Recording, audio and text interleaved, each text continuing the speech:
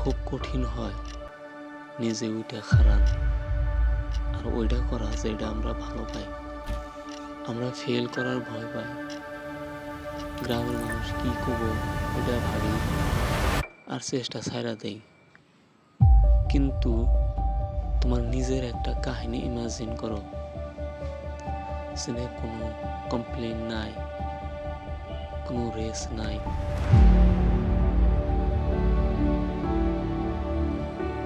একটা আত্মাসহ শরীর আর মুখে একটা হাসি। So get up and write a story of yours and be a hero of your own.